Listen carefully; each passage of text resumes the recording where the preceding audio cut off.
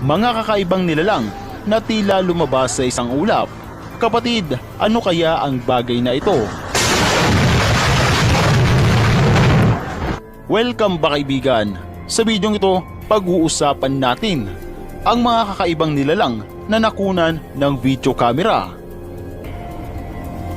Pero teka, bago natin ipagpatuloy ang lahat, ay kung bago ka pa lang sa channel ko at gusto mo ng mga ganitong video ay mag-subscribe ka na para maging updated ka sa mga futures upload natin. Nag-upload ako ng isa o higit pa sa isang linggo. At kung meron ka namang gustong ipakwento o di kaya ay pasaliksik ay mag-comment ka lamang sa ibaba ng video ito. Maraming salamat. Kapatid, minsan sa buhay mo, nakakita ka na ba ng mga kakaibang nilalang? Dahil sa video ito, ipapakita ko ang mga nilalang na tila kakaiba at nakakatakot. Pero sa mga ipapakita kong video clip ay kayo na lamang ang humusga kung totoo ba ito o hindi. So tara, simulan na natin. Number 10. Ang kakaibang nilalang sa ulap. Isang araw, sa hindi inaasahang pangyayari, merong isang nilalang na nagpakita sa mga tao. Hindi nila alam kung ano ba ang bagay na ito. Kuha ito ng isang video camera kung saan lahat ng tao ay nagkakagulo dahil nga sa biglang paglabas ng isang nakakatakot na nilalang. Marami ang mga nagsasabi na isa itong anghel. Walang espesipikong lugar kung saan ito nakunan ng video, basta na lamang lumabas sa social media. Kapatid, panoorin mo ang kuhang ito. Mapapansin din na sa pagtaas niya ng kanyang kamay ay bigla na lamang kumulog at kumidlat ng malakas. Kapatid, ikaw na lamang ang humusga kung ano sa iyo ang bagay na ito.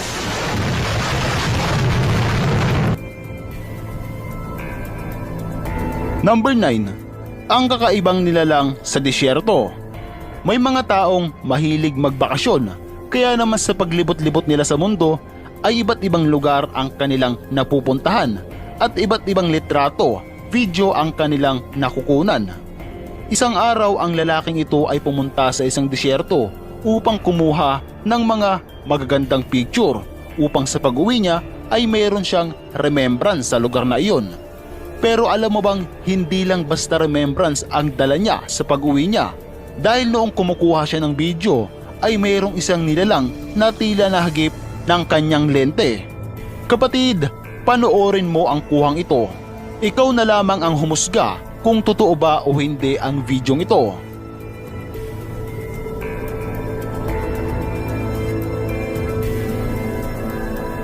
Number 8. Encanto. Dito naman kapatid, nagkakasiyahan ang mga kabataang ito na maligo sa isang ilog habang sila ay nagtatawanan at nagsisigawan sa hindi inaasahang pangyayari. Merong mga kakaibang nilalang ang nahagip ng kamera. Panoorin mo ang kuwang ito.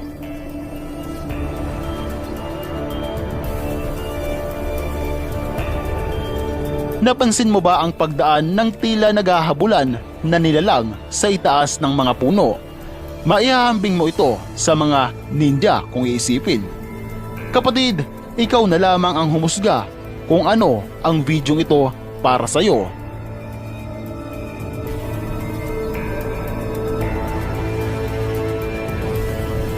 Number 7. Ang kakaibang nilalang sa pier. Isang araw, habang ang lalaking ito ay nagpapahinga sa taas ng kanilang opisina, natukso siyang mag-video dahil sa ganda ng paligid. Makikita na okay naman ang lahat, pero sa video niyang iyon, mayroong isang nilalang sa dagat ang lumitaw at mukhang napakalaki nito dahil ang tubig ay nagawa niyang hawiin ng malakas. Makikita din dito na may korte ang likod ng nilalang na ito. Ikaw kapatid, ano kaya ang bagay na ito para sa iyo? May naiisip ka ba? Kung meron ay i-comment mo naman sa ibaba ng videong ito. At ikaw na lang din ang humusga kung ano ito para sa iyo.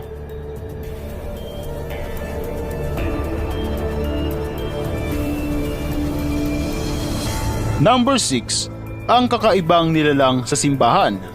Kapatid, ang videong ito ay nagtrending ng sobra, hindi lang sa Pinas kundi sa buong mundo. dahil mayroong isang nilalang na tila umaakyat sa ibabaw ng simbahan. Hindi ko nakuha ang saktong lugar kung saan ito nangyari at hindi ko rin alam kung sino ba ang nag-upload ng videong ito dahil nga sa sobrang dami ng nagpapakalat neto.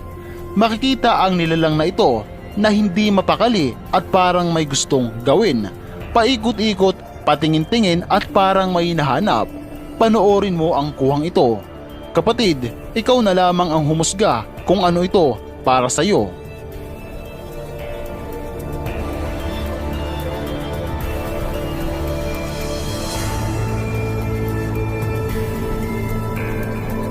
Number 5. Fairy.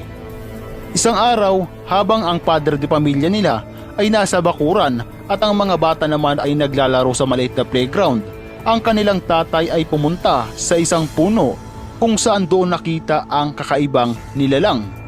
Sa una ay akala niya na isa lamang itong tutubi, pero bigla itong lumingon sa kanya at laking gulat niya nang makita niya na meron itong muka ng isang tao at may pakpak ng isang tutubi.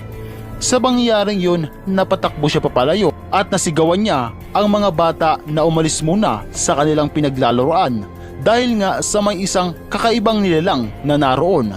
Panoorin mo ang kuhang ito at ikaw na lamang ang humusga kung totoo ba ito o hindi.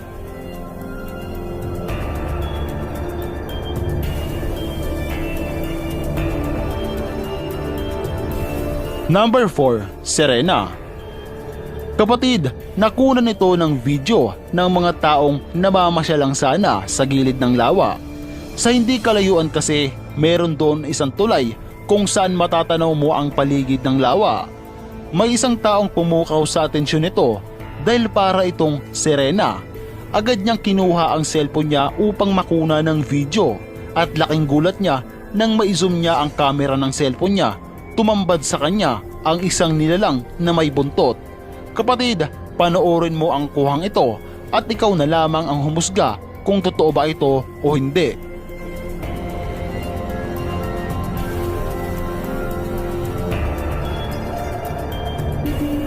Number 3. Ang kakaibang tunog. Dito naman kapatid, wala namang nagpakitang mga nilalang o di kaya nagparamdam, pero merong isang tunog na gumulantang sa lahat. Hindi ito isang normal na trompeta dahil galing ito mismo sa kalangitan kung saan hindi lang sa Pinas ang nakaranas kundi ang iba pang bahagi ng mundo. Marami ang mga taong nagsasabing totoo ito at kahit ako kapatid, alam ko na ang videong ito ay totoo talaga pero hindi ko alam kung saan nanggagaling ang tunog. May ideya ka ba? Comment mo naman sa ibaba ng videong ito.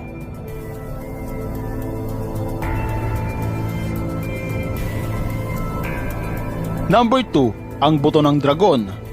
Kapatid, dito naman ay makikita ang kakaibang buto dahil sa napakahaba nito at makikita din ang ulo nito na may sungay. Nagmula ang videong ito sa China at ang mga buto ng dragon ay doon din nanggaling. Marami ang mga taong nagtataka kung saan ba ito nagmula dahil basta na lamang ito lumitaw sa isang liblib na lugar at dinala na lamang ng mga tao sa isang patag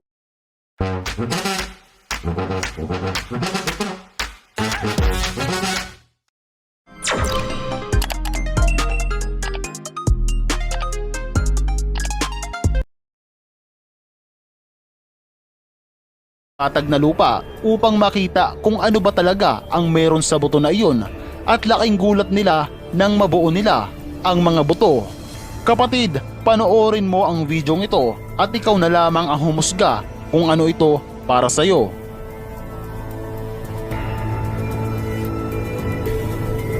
Number 1. Ang kakaibang nilalang sa loob ng kanal. Kapatid, isipin mo na sa isang normal na kanal ay mayroon palang isang nilalang na nakatago tulad nito.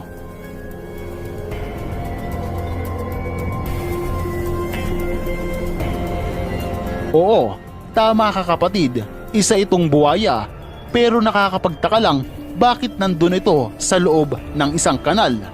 Marami ang mga residenteng natakot sa videong ito dahil ikaw ba naman mayroong buwaya sa lugar nyo?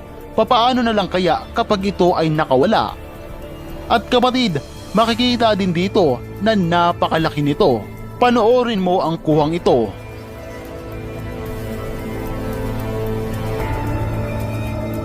Kapatid, hindi mo masasabing peke ito dahil kapag kinunan mo ng video ang isang hayop na tunay, ang mga